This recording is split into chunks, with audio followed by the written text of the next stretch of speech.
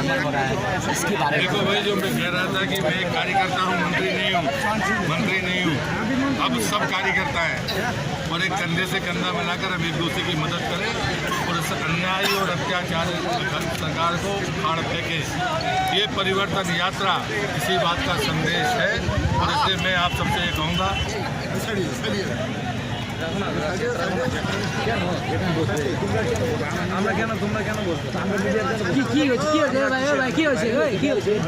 मादार हाट की इस परिवर्तन यात्रा की सभा में उपस्थित जिनका आप भाषण सुन रहे थे, भारतीय जनता पार्टी के जिले के अध्यक्ष सम्मानीय श्री गंगा प्रसाद जी शर्मा,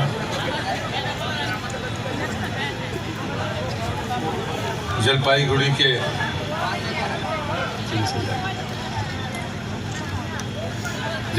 के सांसद, संसद में मेरे साथी सम्मानीय डॉक्टर जयंत कुमार राय जी, प्रांत के सह सभापति सम्मानीय दीपेंद्र प्रमाणिक जी, मेरे साथ संसद में साथ भी रहे हैं पूर्व सांसद और पूर्व मंत्री सम्मानीय दशरथ तिर्की जी, इस यात्रा के प्रमुख सम्मानीय निखिल रंजन देव जी, जिनका आपने भाषण सुना, और हमारे अल्पसंख्यक मोर्चे के प्रदेश के अध्यक्ष सम्मानीय अली हुसैन साहब, और जिनका भाषण मुझे पसंद आया आपके विधायक सम्मानीय मनोज तिग्गा जी, मंडल के अध्यक्ष अनुपम भारती जी, और भी मंच पर हमारे पार्टी के वरिष्ठ नेता बैठे, सामने भी बहुत हमारे मोर्चों के और पार्टी के पदाधिकारी होंगे। उन सबको भी मैं सम्मान देता हूँ। जो मुझसे उम्र में बड़े हैं और मातृशक्ति को मैं प्रणाम करता हूँ। नौजवान मित्रों को नमस्कार।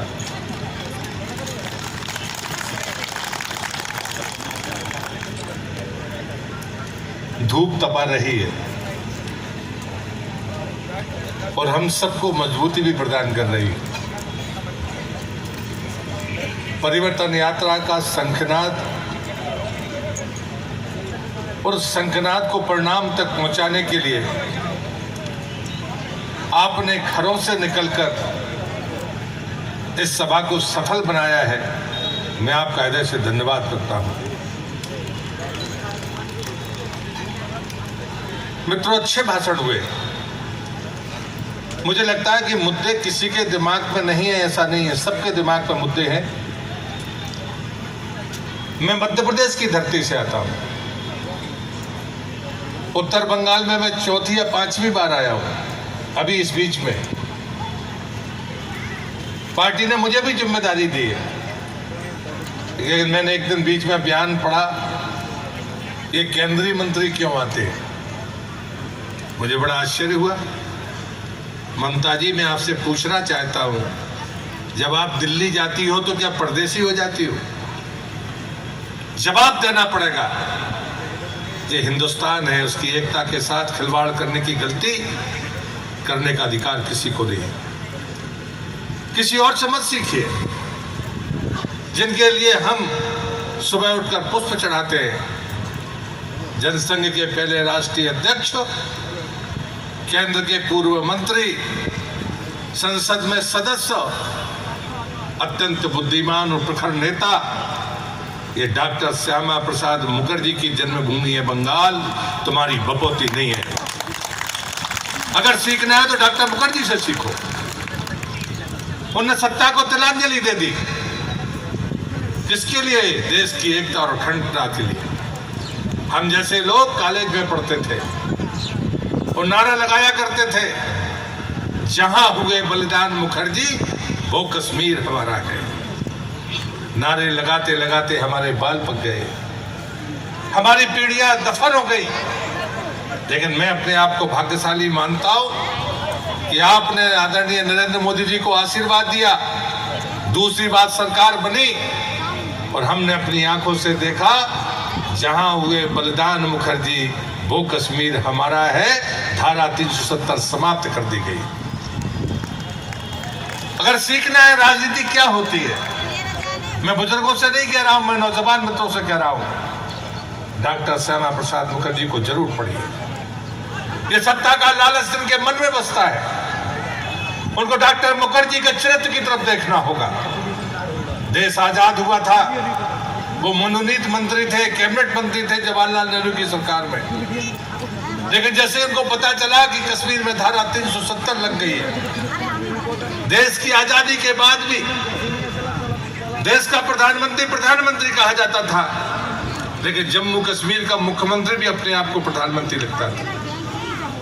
पूरे देश में तिरंगा स्वीकार कर लिया गया, लेकिन देश की आजादी के बाद भी जम्मू कश्मीर का झंडा अलग रहा, वहां तिरंगा नहीं फहराया जा सकता था। देश की संसद देश के लिए कानून बनाती थी, लेकिन उसके नीचे लिखा रहता था जम्मू कश्मीर छोड़कर। वो संसद का कानून जम्मू कश्मीर पर लागू नहीं होता था। डॉक्टर मुखर्जी इस धरती में पैदा हुए थे, उन्हें जम्मू कश्मीर से क्या वास्ता था? उन्हें कहने का मंत्री पद छोड़ने की क्या जरूरत थी? लेकिन उन्होंने फैसला किया कि नहीं, एक देश में दो प्रधान नहीं चलेंगे। देश एक है तो प्रधानमंत्री भी एक होगा। उन्होंने कहा कि एक देश में दो निशान नहीं चलेंगे। देश का राष्ट्रीय ध्वज तिरंगा है, दूसरा ध्वज इस देश की सीमा में नहीं फहराया जा सकता। और तीसरा उन्होंने कहा एक देश में दो विधान नहीं चलेंगे। ये धारा 370 के कारण संसद में पारित कानून पूरे हिंदुस्तान पर लागू होना चाहिए, किसी राज्य को छोड़ा नहीं जा सकता। मित्रों, उनका बलिदान हो गया। जम्मू कश्मीर की जेल में डॉक्टर मुखर्जी का देहावसान हुआ। आज तक सरकार पता नहीं कर पाई कि वास्तव में उनकी स्वाभाविक मौत थी या उनकी हत्या कर दी गई, लेकिन उससे देश को फायदा हुआ। उस बलिदान से वहां के मुख्यमंत्री को गिरफ्तार किया गया, प्रधानमंत्री का स्तर खत्म हो गया, अब देश में एक ही प्रधानमंत्री हुआ। ये डॉक्टर मुखर्जी की शहादत का परिणाम है। आज भी कश्मीर में तिरंगा फहराया जाने लगा, ये डॉक्टर मुखर्जी की शहादत का परिणाम है। लेकिन एक मांग रह गई थी, वो दो विधान का जो समस्या थी वो बनी हुई थी। अगर धन्यवाद देना है डॉक्टर मुखर्जी को, सही श्रद्धांजलि देने वाला कौन? देश के यशस्वी प्रधानमंत्री नरेंद्र मोदी। दूसरी बार सरकार बनी, हमने उसको लोकसभा में पारित करके खत्म कर दिया। अभी जो कानून पास हुआ है, अब उसमें लिखा नहीं है कि जम्मू कश्मीर छोड़कर जो कानून संसद पास करेगी वो पूरे देश पर लागू होगा। यह है डॉक्टर मुखर्जी को श्रद्धांजलि। मैं को सौभाग्यशाली समझता हूँ। यहाँ बहुत सारे लोग 25 साल के होंगे, 24 साल के होंगे। मैं तो 22 साल की उम्र से युवा मोर्चे का पदाधिकारी हूँ। 28.5 साल की उम्र में लोकसभा में पहुंच गया था। मैं अगर कोई दिन महत्वपूर्ण मानता हूँ तो उस दिन को मानता हूँ कि जब मैं धारा 370 हट रही थी, मैं संसद के भीतर मेज थपथपाकर डॉक्टर मुखर्जी को श्रद्धांजलि देना था। मुझे राज्यसभा में भी जाने का मौका मिला। ये बात मैं इसलिए कह रहा हूँ, राजनीति बातों भर की बात नहीं है। राजनीति आप कौन सा सोनार बंगला बनाना चाहते हो? ये राजनीतिक स्लोगन है। ये सोनार बंगला किसका, किसके लिए? जहां पर 130 भारतीय जनता पार्टी के कार्यकर्ताओं की हत्या हो जाए सिर्फ इसलिए क्योंकि वो भारतीय जनता पार्टी का झंडा थामे हुए। ऐसा सोनार बंगला, आप ऐसा सोनार बंगला बनाना चाहते हैं? कि देश के प्रधानमंत्री ने बिना जाति धर्म पार्टी का भेद किए हुए देश की मातृशक्ति को चुला योजना दी, आपने उसको भी रोकने का काम किया। देश के प्रधानमंत्री ने साफ कहा कि हमारे पास में 10 कमरों का पक्का मकान हो सकता है, गरीब आदमी को कम से कम 1 कमरे का पक्का मकान तो मिलना चाहिए। उन्होंने प्रधानमंत्री आवास योजना दी, आपने उसमें भी लोगों को गुमराह किया। देश का किसान जो रीढ़ की हड्डी है, आज कोरोना में अगर देश को किसी ने बचाया तो हिंदुस्तान के किसान ने बचाया। अगर हम 8 महीने तक 80 करोड़ लोगों को मुफ्त अनाज दे सके तो ये अगर किसी का अभिनंदन करना है तो हिंदुस्तान के किसान का करिए। जिसने पैदा किया था, तो हम आज इस आपदा में लोगों को दे पाए। उस किसान के साथ आपने बेईमानी की, आपने भेदभाव किया, और आप हमको भाषण देना चाहते हैं। अरे प्रधानमंत्री पर उंगली उठाने वाले लोगों, जरा देखो कि दुनिया में परचम किसने फहराया। आज मैं योग की बात करूंगा। हमारे अल्पसंख्यक मोर्चे के अध्यक्ष भाषण कर रहे थे, मैं सुन रहा था। आज योग दुनिया में है किसके कारण? प्रधानमंत्री मोदी के कारण। 178 देशों ने उसका समर्थन किया। ये बात मैं जानबूझ कर कह रहा हूं। यहाँ पर हमारे मुस्लिम बंधु मेरी बात सुन रहे होंगे। अरे उन देशों ने भी समर्थन किया है जनाब, जिनका राष्ट्रीय धर्म इस्लाम है, उनने भी योग का समर्थन किया है। हिंदुस्तान में विरोध होगा, हिंदुस्तान में उंगलियां उठाई जाएंगी। जरा इतिहास को पलट कर देखने की जरूरत है, उपलब्धियों को न्याय की तराजू पर तोलने की जरूरत है। आप प्रधानमंत्री पर उंगली उठाएंगे? है कोई प्रधानमंत्री जिसने तय किया हो कि देश की आजादी के 75 वर्ष होंगे तो हर घर को बिजली होगी, हर घर को पीने के लिए पानी होगा, हर गरीब आदमी के सिर पर पक्की छत होगी, हर महिला परिवार में, एक परिवार में हर हमारी बहन के पास में रसोई गैस होगी? किसी की हिम्मत है ये कहने की कोई दावा कर सके? मैं एक और पूछना चाहता हूं, अटल बिहारी वाजपेयी प्रधानमंत्री बनते हैं, गैस की लाइनें खत्म हो जाती है। हमारी सरकार जाती है, गैस की लाइनें फिर शुरू हो जाती है। मोदी जी आते हैं तो लाइनें भी खत्म हो जाती है और घर घर गैस पहुंच जाती है। मैं सवाल पूछना चाहता हूं, क्या गैस का भंडार कम हो जाता है? जी नहीं, गैस का भंडार कम नहीं होता। जब भारतीय जनता पार्टी की सरकार होती है तो वो चीज़ें आम गरीब के दरवाजे पर पहुंचती हैं, और जब सरकार भाजपा की नहीं होती, जैसे पश्चिम बंगाल में हो रहा है, तो फिर नेताओं के घर भरने लगते हैं, तो गरीब को कैसे मिल सकता है? उसको तो लाइन लगानी पड़ेगी। ये सच्चाई है, इस सच्चाई को आपको स्वीकार करना पड़ेगा। और इसलिए मैं आपसे विनती करने के लिए आया हूँ, ये कोरोना के काल ने हमको दुनिया में विश्व गुरु के स्थान पर पहुँचाने का रास्ता दिया है। दुनिया जहाँ त्राह त्राह कर रही है, अरे हम 130 करोड़ के देश है, इस देश की आबादी 130 करोड़ से ज़्यादा है, हम जरूरतमंद देश हैं। आज भी हमारी स्वास्थ्य सुविधाएं दुनिया में 78वें नंबर पर है। पहले नंबर पर कौन है? इटली। दूसरे नंबर पर कौन है? अमेरिका। क्या हो रहा है कोरोना में? क्या अमेरिका चैन से जी पा रहा है? क्या इटली चैन से जी पा रहा है? लेकिन जब दवाइयों की जरूरत पड़ी तो ममता जी, हम तुमसे प्रश्न करना चाहते हैं इस मदार घाट की सभा से, दुनिया में किसी देश का नाम बताइए जिसने किसी दूसरे देश को मदद की हो। एक ही नाम है और वो है भारत, जिसने 150 देशों को दवाइयाँ पहुंचाई। वो भारत जो आज भी जरूरतमंद है, जिसकी स्वास्थ्य सुविधाएं 78वें स्थान पर है दुनिया में, उसने 150 से ज्यादा देशों को दवाइयाँ दी। क्यों? यही सबसे अहम प्रश्न है। मैं देश का संस्कृति मंत्री हूँ। ये जो बंगाल की धरती है, ये संस्कृति इसकी पहचान है, कला इसकी पहचान है, संगीत इसकी पहचान है, त्याग इसकी पहचान है। ये पहचान कहाँ चली गई? अरे ममता जी, जरा प्रश्न का जवाब देना होगा। उस प्रधानमंत्री पर उंगलियां उठाओगे जिसने देश का परचम आसमान पर लाकर खड़ा कर दिया है, दुनिया का सरताज बनाया जिसने देश को। और आज वैक्सीन बनाई तो भारत के वैज्ञानिकों ने बनाई। ये दावा हमारा भरोसा करता था कि दुनिया को में व्यापार की इससे ज़्यादा परोपकार की ज़रूरत है। और आज वैक्सीन बनी और 17 देशों को मुफ्त पहुंची है, उसमें बांग्लादेश भी शामिल है जहां हमने वैक्सीन पहुंचाई है। पूरे दुनिया के देश भारत की वैक्सीन को मांग रहे हैं। पहली किस्त हमने मुफ्त में दी है और बाद में कहा कि जरूरत पड़े तो आप उन जिन उद्योगों ने इसको बनाया है आप उनसे खरीदिए। हमने किसी के साथ धोखा नहीं किया।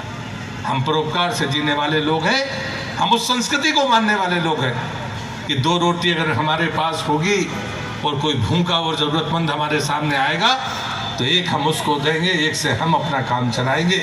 ये है भारत की संस्कृति। वसुदेव कुटुंबकम का नारा ऐसा नारा नहीं है। अगर हम जय श्री राम कहते हैं तो सिर्फ उत्तेजना के लिए नहीं, हम उस राम को पूछते हैं जिसने वन वन भटक कर जरूरतमंदों की मदद की, अन्याय का प्रतिकार किया, कष्ट भोगा, राज परिवार छोड़ा, लेकिन उसके बाद भी उसने अपना काम बंद नहीं किया। आप उन पर उनके नारे से तकलीफ होती है। मुझे तो आश्चर्य हुआ जब मैं कलकत्ता में था। अरे भाई, ये पंजाब, ये बंगाल की धरती है, अगर फिल्म को पसंद करने वाले लोगों हो तो सत्यजीत रे की जन्म शताब्दी इसी साल है। अब कोई तारीख बदल सकता है क्या? नेताजी सुभाष चंद्र बोस की 125वीं जयंती शुरू हो गई है, उनकी शताब्दी कब हुई पता ही नहीं चला। देश का इतना बड़ा नेता जिसने देश से बाहर दुनिया के अनेक देशों में मान्यता प्राप्त की, उसका नामो निशान आपने नहीं रखा, आपने उसकी चर्चा नहीं की। 125वें वर्ष के कार्यक्रम में अगर कार्यकर्ताओं ने जय श्री राम का नारा लगा दिया तो दीदी आपको गुस्सा आ गया, लेकिन आपको नेताजी याद नहीं आए। 125वीं जयंती उनकी है। 150वीं जयंती है महर्षि अरविंद की। आजादी के आंदोलन में आध्यात्मिकता का पुट भरने वाले महर्षि अरविंद की 150वीं जयंती है, जरा उनकी भी चर्चा कर लो। राजा राम मोहन राय की 250वीं जयंती है, वो भी बंगाल की धरती पर पैदा हुए, जरा उनको याद कर लो, जरा उनके सुधारों को देख लो। उनने तो विपरीत से विपरीत परिस्थितियों में 250 वर्ष पहले उस समय की सल्तनत को चुनौती देते हुए तो परिवर्तन किए हैं। हम लोग उनको मानने वाले लोग हैं, उनके रास्ते पर चलने वाले लोग हैं। हमको डराने की कोशिश मत करो, हम मर जाएंगे लेकिन अपना रास्ता छोड़ेंगे नहीं। विजय तक तब तक रहेगी, तब तक चलेंगे। जब 2 सांसद थे तब भी भारतीय जनता पार्टी देश में काम करती थी। आज 300 से ज़्यादा है, तब भी हम देश में काम करते हैं। मैं यहाँ मंत्री के नाते नहीं आया, मंत्री के नाते कल कूच बिहार में था, क्योंकि वहाँ पर हमारा संस्कृति राष्ट्रीय महोत्सव चल रहा है, उसके विरोध हो गया। राजवाड़ी में क्यों हो रहा है, यहाँ कैसे हो सकता है, धरना हो गया। मुझे बताया गया, मैंने कहा एक बात सुन लो, कार्यक्रम उसी तारीख में होगा, उसी समय में होगा, अतिथि बदले नहीं जाएंगे, ये कोई तरीका नहीं होता। अरे देश भर के कलाकार उस राजवाड़ी में राजवंशियों के वैभव को पुनर्जागृत करने के लिए इकट्ठे हो रहे हैं, तुम्हें उसमें भी तकलीफ है, ये ठीक नहीं है। और इसलिए मुझे लगता है हमें देश के बारे में सोचना होगा। ये जो चुनाव है ये परिवर्तन का चुनाव है, सिर्फ सत्ता परिवर्तन नहीं।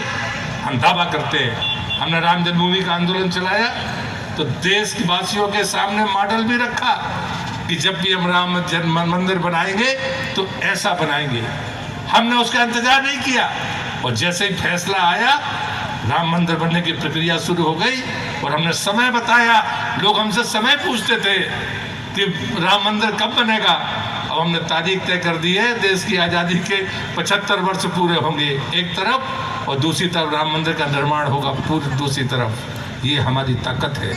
अगर बंगाल में चुनाव है तो जो सच कह रहे थे हमारे वक्ता, ये सरकार जाने वाली है, लेकिन जाने के बाद हमेशा राग द्वेष की राजनीति करने वाले लोग नहीं है।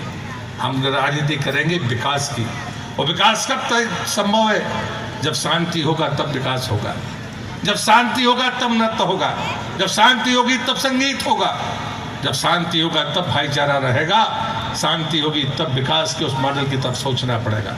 और इसलिए मैं आपसे विनती करता हूँ कि राजनीति इतनी छोटी चीज़ नहीं है। जो डराने वाले लोग हैं वो भूल जाते हैं कि लोकतंत्र की ताकत कितनी बड़ी होती है। उत्तर बंगाल के लोगों का तो मैं पहले ही अभिनंदन करता हूँ। आपने लोकसभा में अपनी आज़ादी का ऐलान कर दिया है, हमें ज़रूरत नहीं है, लेकिन हम तो आपसे विनती करने के लिए आए कि अब ऐसा प्रचंड बहुमत दीजिए ताकि लोग याद रखें। विकास का रास्ता इस बजट में खोल दिया गया है। मैंने मजदूरों के बीच में 4 साल राष्ट्रीय अध्यक्ष के रूप में काम किया है। मुझे इस बात का गर्व है कि सिलीगुड़ी जब मैं गया तो 10 साल पहले जब मैं राष्ट्रीय अध्यक्ष था, जो यूनियन मैंने बनाया था, जान बाडला उसके चेयरमैन है, आज उसकी मेंबर्स की संख्या 1 लाख है। जब वो मिलने मुझे आया कि ये तो आपने बनाया था, ये मांगे जिन बातों का उल्लेख मनोज जी ने किया है, लेकिन देश के प्रधानमंत्री ने प्रदेश में सरकार बनेगी कुछ 1 महीने बाद या 1.5 महीने बाद, लेकिन उसके पहले 1000 करोड़ रुपया उन गरीब, उन ज़रूरतमंद और बरसों से उसी हाल में जीने वाले हमारे चाय बागान के मजदूरों के लिए दिया है ताकि वो सुकून से रह सके। समस्याएं हैं, जिन जानकारियां आती हैं तो उसका रास्ता निकलता है। अगर यहाँ पर कॉरिडोर की घोषणा की गई है तो उत्तर बंगाल बड़ा औद्योगिक कॉरिडोर बन सकता है। यहाँ सब कुछ है, यहाँ खेती है, जैविक आपके पास सब्जियां हैं, आपके पास में फल है, आपके पास में कुशल कारीगर है, आपके पास अपनी संस्कृति है, आपकी भाषा है, बोली है, आपकी वेशभूषा है। क्या नहीं है हमारे पास? हम परिश्रमी लोग हैं, लेकिन हमें जिस नियोजन के साथ में आगे बढ़ने का मौका मिलना चाहिए वो मौका मिला नहीं। लुटेरों को मौका मिला, मेहनतकश लोगों को मौका नहीं मिला। भारतीय जनता पार्टी की सरकार इस बदलाव की तरफ आगे बढ़ती है। मैं दीनदयाल जी उपाध्याय जो हमारे विचार प्रेरणा के स्रोत है, उनकी ये बात कहकर अपनी बात को ख़त्म करूँगा। उनने कहा अगर कोई चीज़ मांगने से मिले तो वो भीख होती है, वो अधिकार नहीं होता।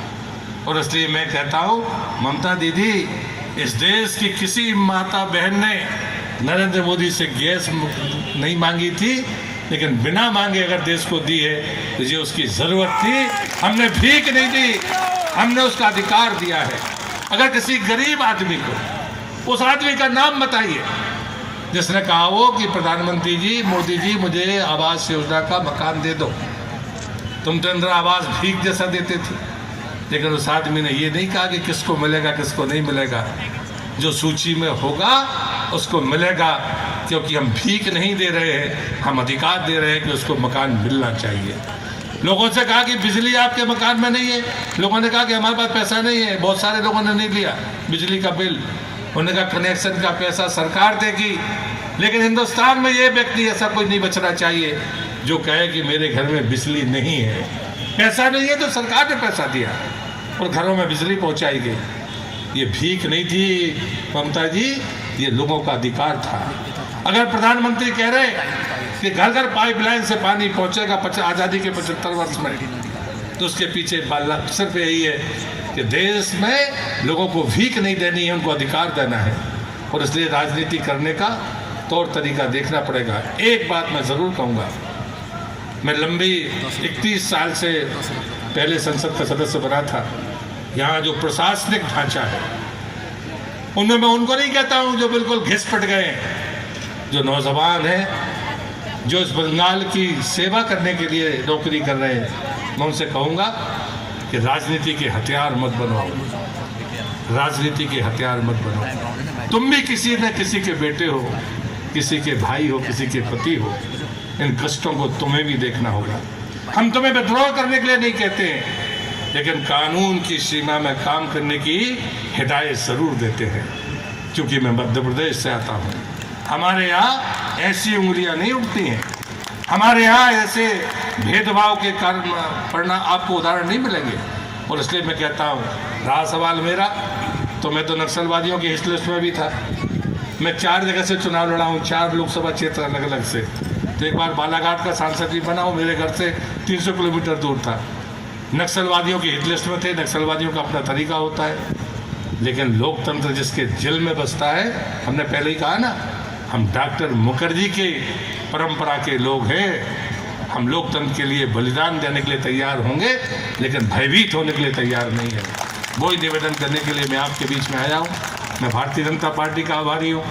यात्रा में शामिल ना होता तो शायद आपके दर्शन नहीं हो पाते, आपसे बातचीत का मौका नहीं मिल पाता, लेकिन पार्टी ने मुझे मौका दिया।